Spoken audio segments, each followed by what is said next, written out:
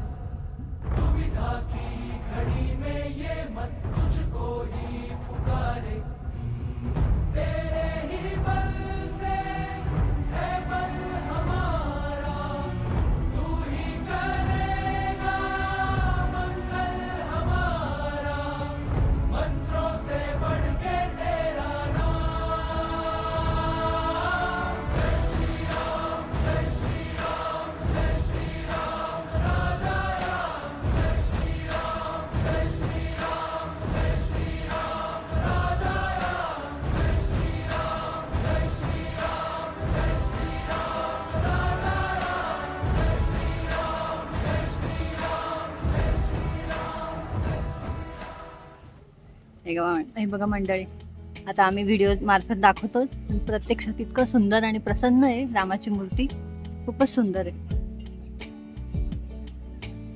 आणि हे इकडे गोदावरी, आमची गोदावरी नदी नाले,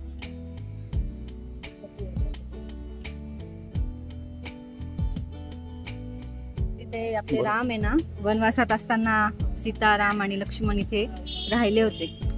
हे नाशिकचं तपोवन, आणि हे गार्डन पण मस्त आता डेव्हलप केलंय त्यांनी। अजून तसं थोडं काम चालू आहे, कारण नवीनच आत्ताच झालं 11 ऑक्टोबरला याचं लोकार्पण।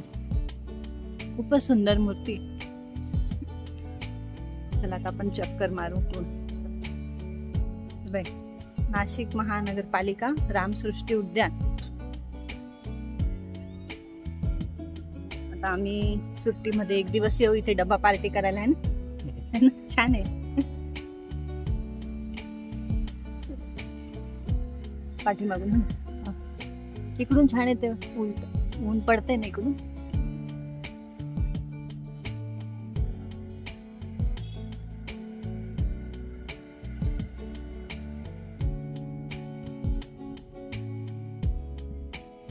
छान आहे खूप।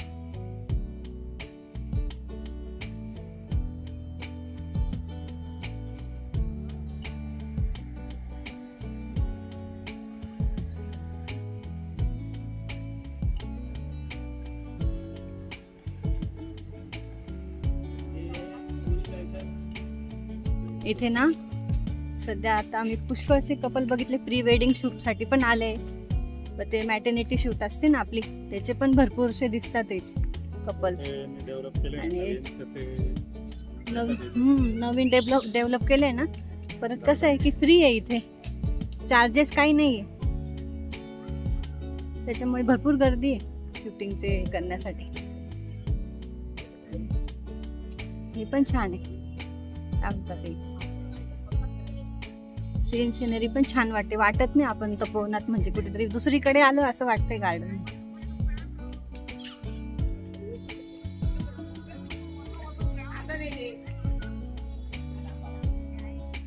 नाशिकची आहे आमची गोदावरी नदी, आणि ह्या वर्षी ना पाऊस छान झाला आमच्या नाशिकला, त्यामुळे मस्त पाणी सोडले।